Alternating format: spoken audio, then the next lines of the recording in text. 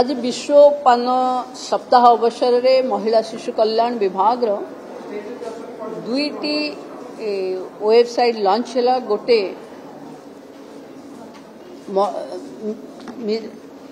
महिला कमिशन रे आमे ब्रेस्ट फीडिंग सेंटर को आज राज्य रे प्रथम सेंटर भावे लॉन्च कलु। महिला समाज कल्याण बोर्ड रे विभिन्न समाज से भी जोड़ी हुंतु तापाई लोक कल्याण आप आमे लॉन्च कलु।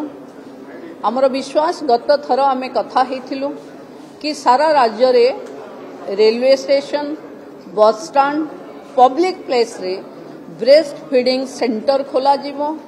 राज्य सरकार एबे निष्पत्ति नैचंती जे विभिन्न बस स्टैंड रे रेलवे स्टेशन रे एवं जो ठिकु महिला माने आसुचंती सबु स्थान रे वोमेन फ्रेंडली एटमॉस्फेयर रे छुआ मान को ब्रेस्ट फीडिंग करेवा पाई सेंटर खोला जीवो एवं पर्टिकुलरली रेलवे स्टेशन रे ता सहित जने महिला अटेंडेंट रहिबे जो थिरे वोमेन फ्रेंडली एटमॉस्फेयर रे महिलाटा शांति रे बसी ता छुआ को क्षीर दे पारिबो एवं आमे जो क्लोज टू हार्ट ता माने मार हृदय रो बहुत पाखरे छुआ ये स्तनपान ही एकमात्र ही आम पाखे उपाय जो थिरे आम छुआ को आमे बार बार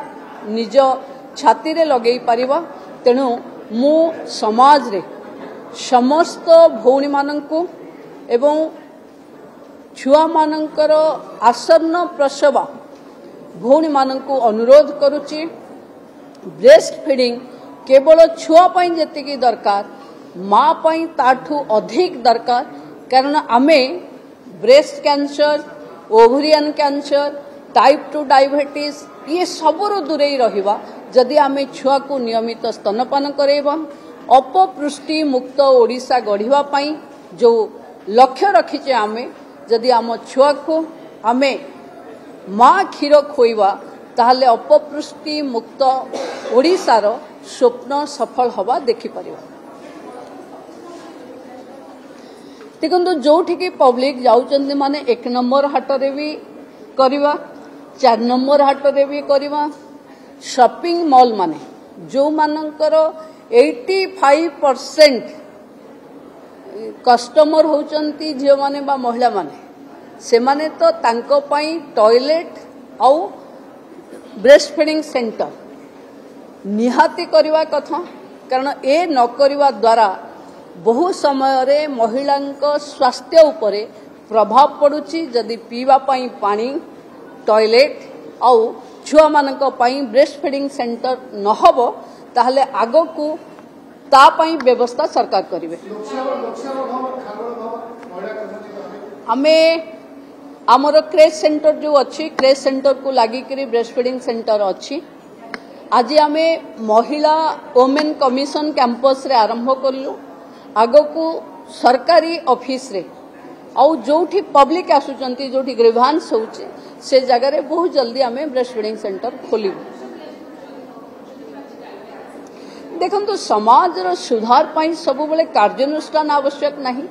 एटा सहृदयता सहयोग रो कथा मु अनुरोध करिवि जो माने व्यवसायिक अनुष्ठान जो माने कस्टमर को पाई एते सुविधा दउचंती तांको छुआ माने भी माठ पाखे बसी क्षीर खाई पारंतु से भली गोटे छोट रूम करे देले मु भाबुची बहुत भलो हबो। एटा सरकार सबुबले नाली आखि नुहे सरकार सबुबले सहयोग मागंती। मु भाबुची व्यवसायिक अनुष्ठान माने बुझी जाइबेनी जे यार आवश्यकता बहुत अच्छी। कारण आमको टिके लज्जा लागिबो बोली आमे आम छुआ को क्षीर खोई पारुने। जदि आमे सेटा को गोटे एटमॉस्फेयर दे देबा जदि माटा छुआ को क्षीर खोई पारिबोनी तो ताहले ओडिसा रा सेमते एटमॉस्फेयर रहिबो कि। तेणु आमे बाध्य करबा पूर्वरु समस्त सहयोग करबा दरकार।